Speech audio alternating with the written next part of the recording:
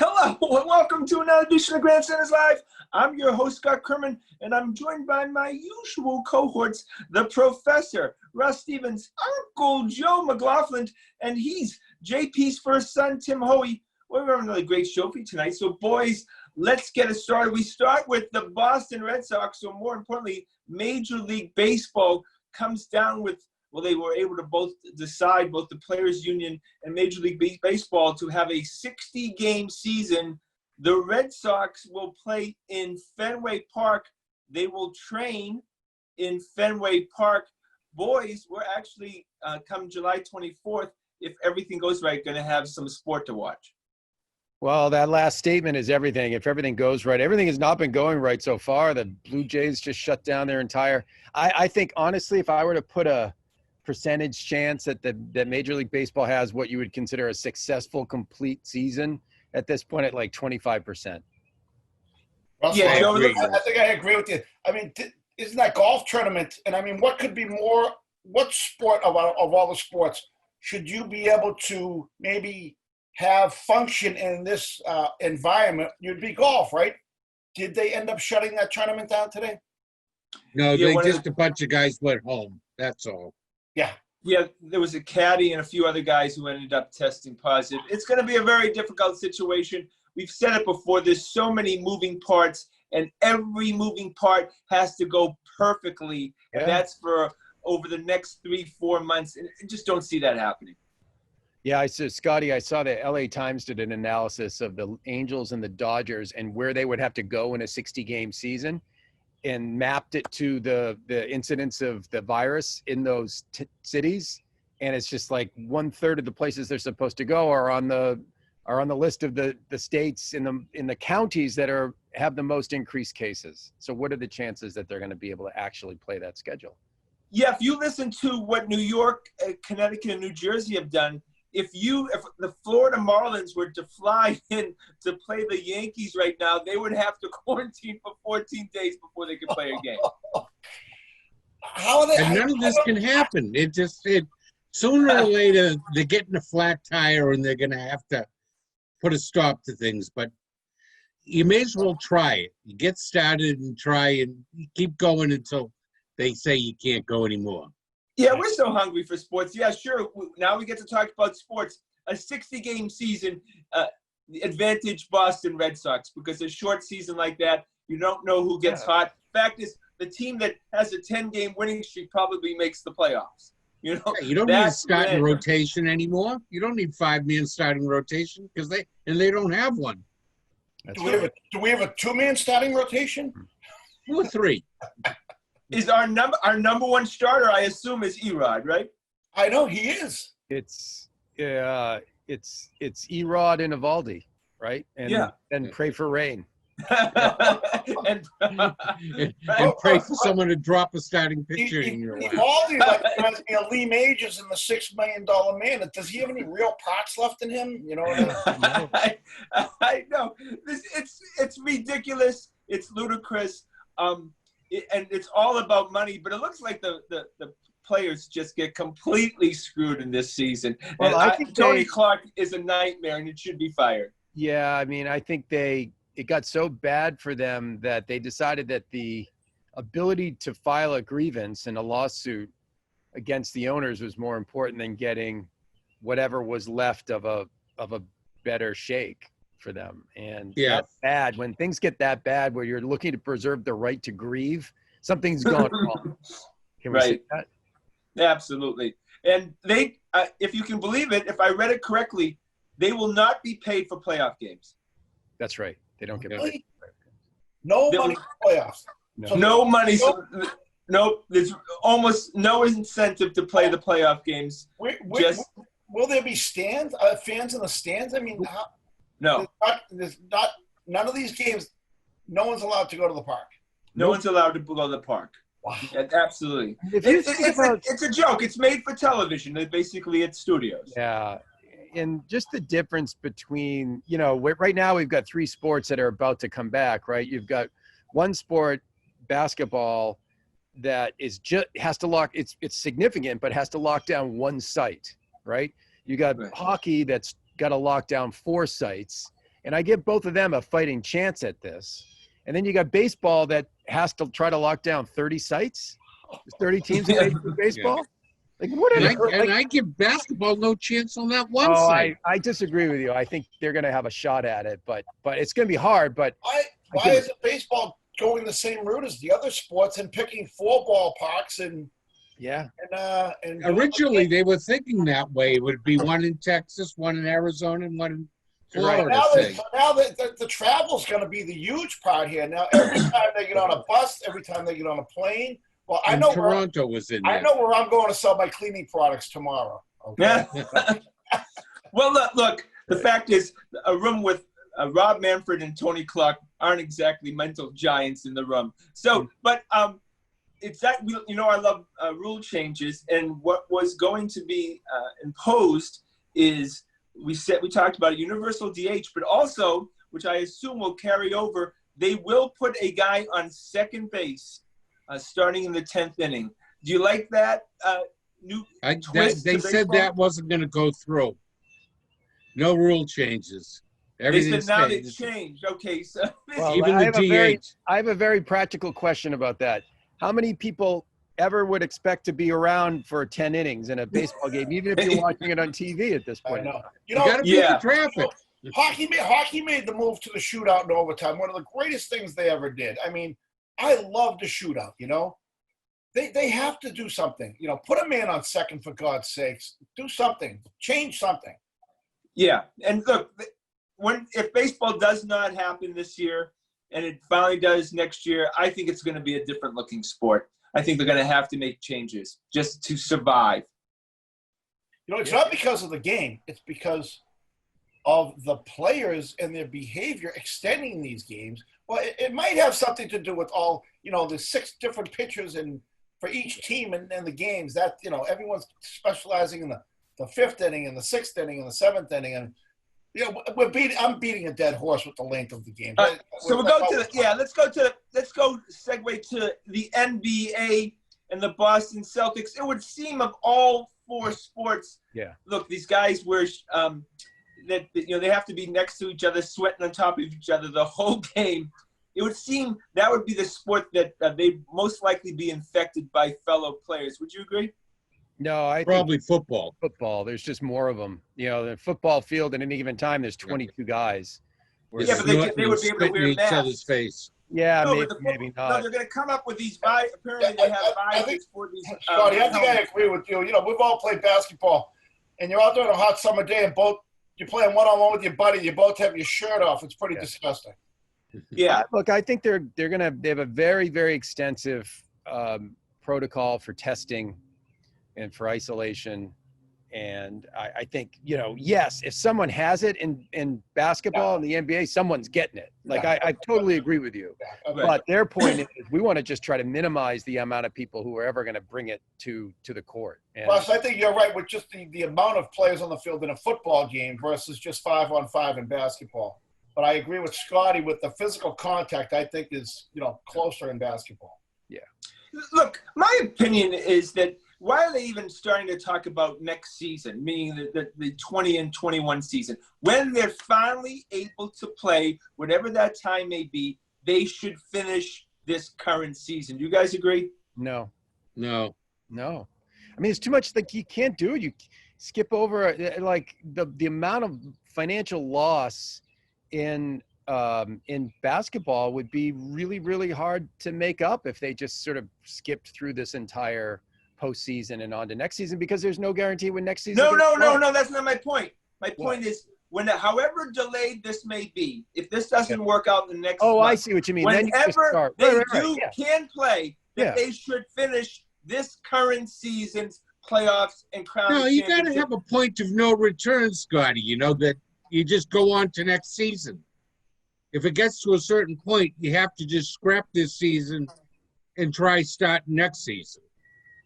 Look, these are crazy times, and I think there has to be some answers that we're not normally thinking about. But you can't be playing the 2019 season in 2021. That makes no sense. You just got to scrap the 2019-2020 and go start anew. Well, guys like Wizards David Bertan and the Lakers Avery Bradley came out in the last few days and said they're not going to play. Right. Remember, the NBA plays with a very small roster as far as guys who end up on the court. We're already having guys like Bradley who could affect the Lakers championship run. Oh, LeBron must At be some livid. point, so many guys who are out, it becomes a phony season. They Yeah, were at some thin to point, begin with, Scott. Yeah, Yeah. I think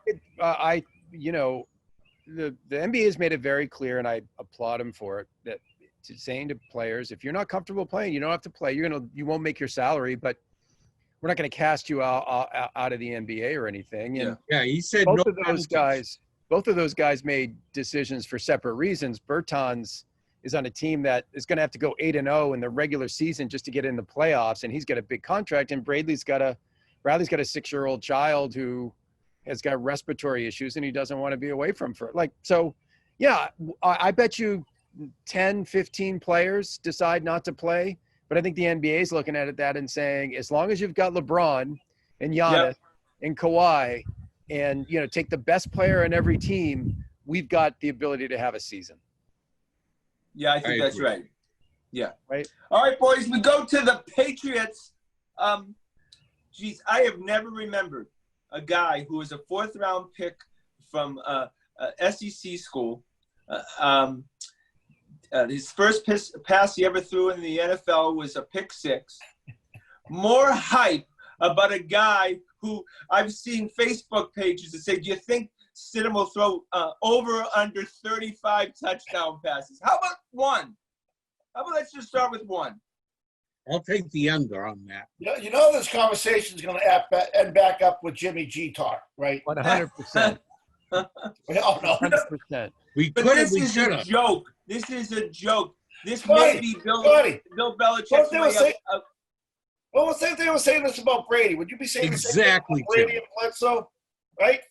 what do you, Brady, of course. Go ahead, Russell. I've How not can you gone to, compare Tom Brady, the greatest, No, it's potentially the not greatest When he athlete came of in all for time Bledsoe, with it Jarrett was the Stidham? same thing. No one had ever seen him play. Except here's my point. What Scott has still not explained to me is, what did Jimmy G do in his first year that was any better in terms of training camp and a regular season, that was any better than what Jarrett Stidham did in his first year? They're the same. Oh, come on. All you have to do is, it's the eye test. And I don't mean looking at what the did man. Jimmy the G eye do? test, he do looks is- good. All you have to do is The eye realize test. It always comes Eye back test. to the eye test with Jimmy Scotty. G's more handsome I've than Jarrett always said Stidham. Jimmy G makes all the throws, and he does. He took the team to the Super Bowl. All I know is that Jarrett His Stidham played defense. pretty damn well in training camp, and there are a lot of officials from the Patriots in around the league who are like, this kid can play football. So how I'm do going I to know say it's something. better? Well, we're going to see, aren't we? What has Bill Belichick done in the last 20 years that says he doesn't know how to rate a quarterback? That's right. Where has he gone wrong? He That's got right. lucky. Where got has he Tom gone wrong Brady. in rating? He picked Brady over Bledsoe. He picked Jimmy G Ryan Mallett, second round. He picked didn't pick who was Bledsoe. playing down in that. What are you Matt talking about? Castle. So he hasn't Brian earned Hoyer. a little credibility on the ability to say, hey, I think this quarterback might work out. Timmy, he didn't pick Bledsoe. What are you even talking about? I picked Bledsoe was the Brady. number one pick in the draft. No, Brady. He He didn't He pick said Brady either. He said Brady's capable of replacing Bledsoe. He drafted Jimmy G. He's also drafted some quarterback Didn't pick clunkers. Brady. But what has he done that would say to you, this guy does not know how to evaluate a quarterback and know when a quarterback is ready or not to be starting? Timmy, it's the eye test. We all know about Jimmy come G's on. That's very, very okay. handsome. Especially when he has the stubble going on. very handsome. I'm Russell. Stubble, often that right. 3-day not shaven look. Very handsome. I'm often right, and I will continue to be right. All right, The eye you test. tell me why is Julian Edelman on the team?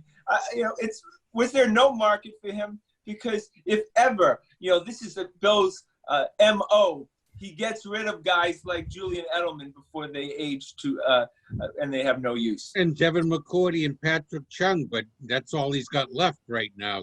The tank's getting a little empty there, so Tony you got to hang on to these guys. Well, Joe, I would assume that there was no market for Devin McCourty, and McCourty was a free agent. Yeah. But Edelman, you had to be able to get at least a third-round pick, you would think. No, there isn't an NFL team that would have given the Patriots more than a 5th-round pick for Julian. Didn't he lead the league in drops last year too? He dropped a lot of first downs. 33-year-old, 34-year-old slot receiver has had a zillion concussions and ACLs. Like, you're not going to get, and he's got a big contract. You're not going to get more than a 4th or 5th round pick for him. Okay, well, still fine. 4th, 5th round. Why didn't they get rid of him? Because we've talked about this every week. Because he wants to win 10 games. Belichick's I don't believe it. Of course. Why would he bring back McCourty? Both McCourtys. Why would he bring back Edelman? Why would he bring back Hightower and Tooney? He clearly wants to win 9 or 10 games. Clearly. I don't know. I think there was no market for him. All right. Joe's best buddy on the Patriots, not named Sony Michel, is Jawan Bentley. And so much hype this week about Jawan Bentley taking a bigger role. I didn't even think he was going to be on the team, Joe. They couldn't find a role for him last year. What makes him think? I mean, even with everyone gone, he still probably gets beaten out by the kid from Alabama. Yeah, Timmy, we have a weak linebacking core. Wouldn't you agree? Well, we used to have a great linebacking core, but I don't know. Every year we go in and a couple of new guys step up and they become stars. I mean, Belichick is the king of. He might not be the quarterback whisperer, but he is good with linebackers. He coaches up linebackers as well. And made them into big names. And then they go and they get paid big somewhere else, and they flop. The Brewskis, the Vrabels, they were nothing, Yeah. They were, 3rd and 4th string bums, I mean, until Belichick absolutely fails, I'm going to give him the benefit of the doubt. What has he ever done here that would make us not think? He traded away Jimmy G, too. He has his finger on the pulse.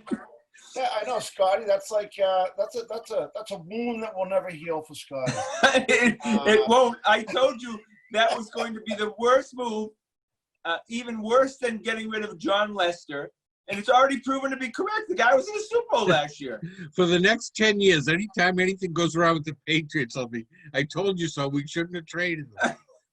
Russ, Jimmy G was a game manager at best last year for the 49ers. Come on, that defense would cut them there. Russ, you understand of all this group, you understand the importance of a quarterback, and you don't trade them in the middle of a season for a crappy second-round pick? That quarterback was not going to play for another 2+ years. He was not, there was really no way to keep that guy on the team. He would have been a free agent. The thing to blame Belichick for is the timing of that trade and not getting enough. Right? My issue isn't that they traded Jimmy G. My issue was they traded Jimmy G when they did for what, like a 3rd-round draft pick or I mean, that no was. way were they going to pay him $25 million a year to sit on the bench for 2 years, and that's what it was going to take. So you're right. The only thing I'm mad is that they didn't get 2 first-round picks out of the guy from the Cleveland when they could have. Well, no, they couldn't have. It turned out that Mary Kay Cabot or whatever her name is was way off base. All they ever offered was 1 second, same as they got from San Fran. Really? So they never had any. That was Mary Kay Cabot making up those stories. Well, the fact is they could have waited to the offseason and then could have had the bidding. They should have traded him before the year or after the year. Russ is right.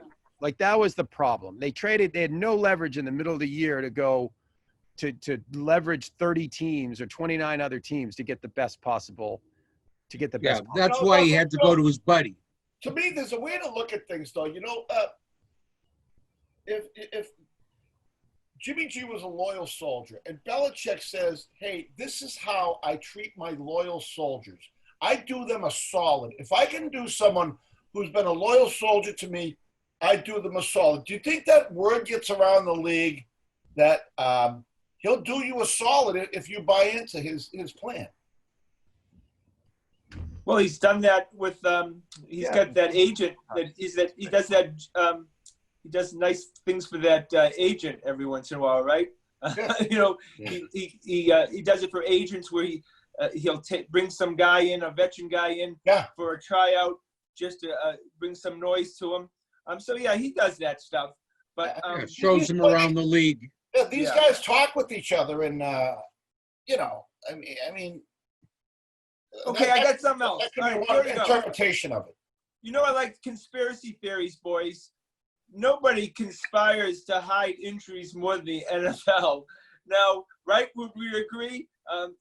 And of course, the biggest injury you could get right now is COVID-19. Somehow I think if it's a big game and all of a sudden a big star might have tested COVID-19, would you be shocked if nobody knew until after the game? Nope, you just get some cough medicine and get out there. Oh, my That's all. God. I don't know if anyone's going to roll the dice with that one. Boy, that would be a career ender. If a coach was ever found out that they had knowledge that a player tested and they put him out there, that might be a career ender. Yeah, but only the assistant to the assistant to the assistant. Yeah. No. So yeah, I had Senator, I had no knowledge of that. Yeah. I do not remember. It's a league that's been built on not giving a crap about the health of their players, right? Oh. That's what the entire league is built on. And so Right. in the end, why should this be any different? So I agree. By the way, I agree with Timmy. It would be the end of a career. It doesn't mean that it's not going to happen. Yeah, right. Smelling salts for 50 years was the For medication. concussions. Yeah, right. Smell this, get back out there. Steve DiOssi loves to tell a great story that he's had. That apparently he'd taken a shot, like a painkiller that you could like only take one time in your life, and he had done it like 3 times. In one game. Yeah, right. Yeah. So just something I was thinking about. All right, we go to the Boston Bruins, and I'm starting the rumor because I had this feeling in the air. Columbus, Ohio, if you guys don't know where that is, Columbus, Ohio was supposed to be a one of the hub cities, which I don't understand why. And now they've taken Columbus out of it, with Massachusetts being one of the lowest case rate right now for COVID-19. The great people of Massachusetts are really stepping up, being very diligent. Why wouldn't Boston be a hub city?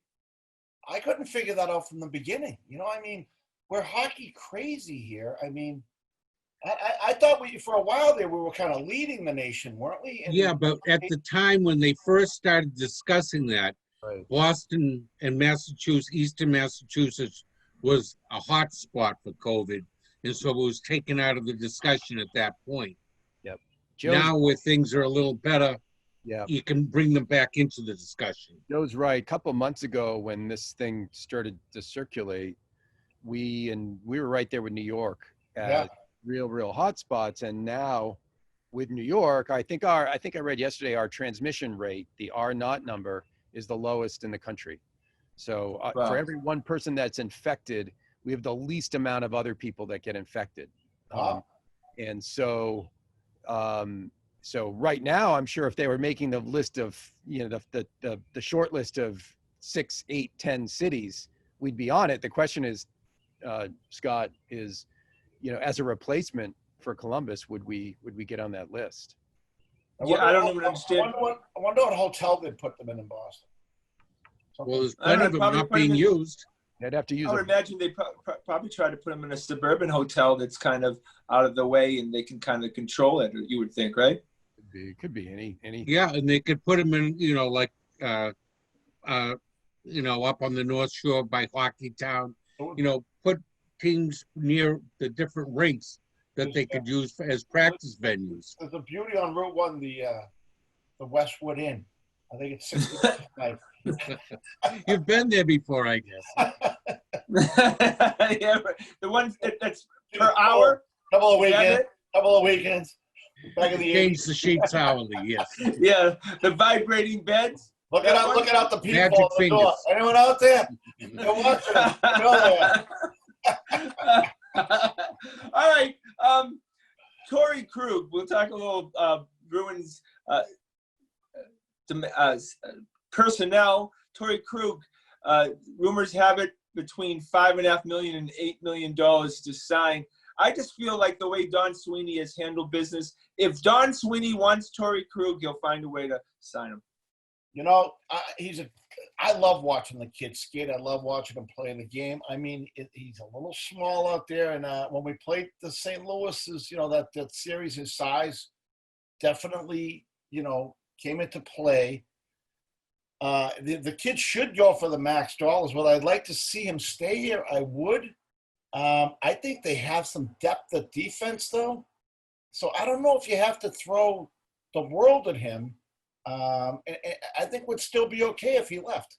There was a lot of But talk. I don't think you can make that decision until you know what the salary cap is going to be Right. next year based on what's happening this year, because what happens this year determines the salary cap for next year. And if they cut the salary cap, then Krug definitely can't come back. I read a couple of things this week about Jack Eichel demanded a trade, and there's Nice. I like an article about what would it take for the Bruins to get Eichel. Oh. And it would take a couple things.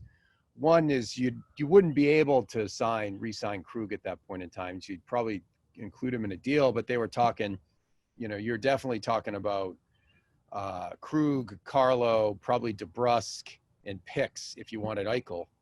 And it was a really interesting article because I'd do that. right? You get the best player in a deal. Don't you do that almost every time? When Eichel's on the ice, he's clearly the best player on the ice. There's no question about it. And that's been great. We've seen that for a number of years. When he was a young kid, we knew that Eichel was going to be a big star. But even when he's on the ice, and I love Marchand and Pasta, Eichel's at some other level. He's a tremendous player. Okay, so what on the ice? Yeah. Okay, Russ. So guys you named, would you do that deal? Yeah, I would do it for Krug because you'd have to contractually wouldn't be able. So Yeah. Krug, Carlo, and DeBrusk plus some picks, first round picks.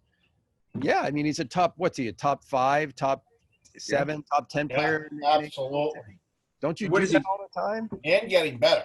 Yeah. And what is he? 22 years old? Yeah, young man.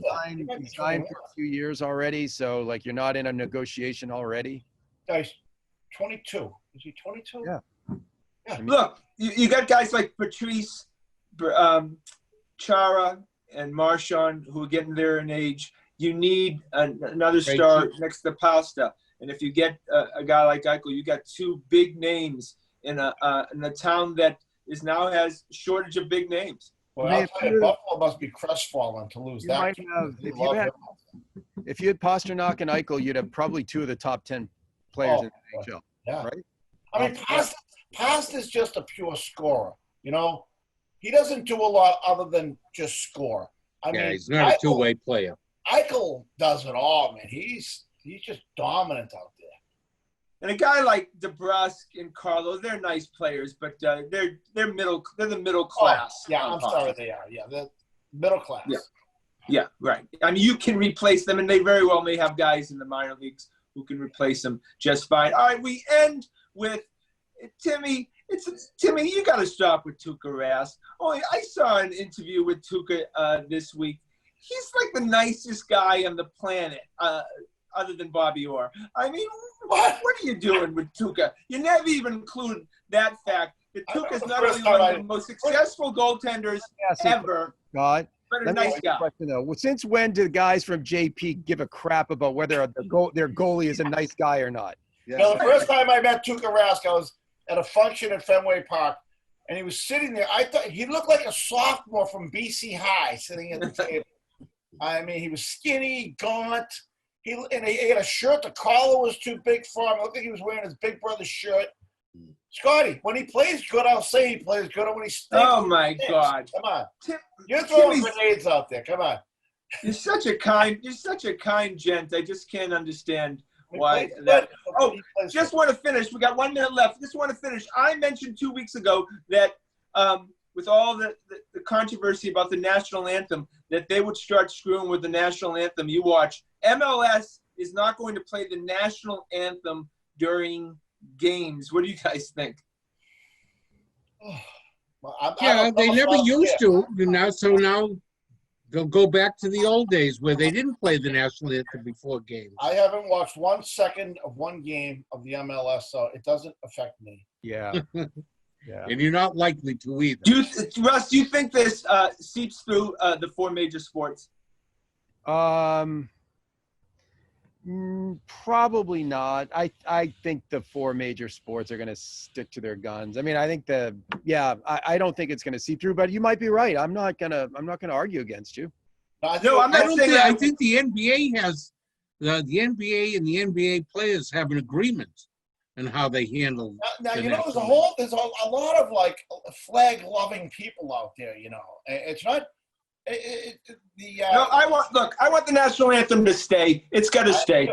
Whatever you want to do, however you want to protest, get on a knee, stand on your head. It doesn't matter to me. It's just I want the national anthem to stay. These owners vote with their dollars. Where the dollars are, that's where the decision will be made. Yeah, well, I'd like to see it stay. All right, well, that's our show for tonight. I want to thank the boys. I want to thank everyone behind the scenes, of course, Corbin. Please check us out on our website at thegrandstanders.com and tune in again next Wednesday night at 6:30 for another edition of Grandstanders Live. I'm your host, Scott Kerman. Have a great and happy night.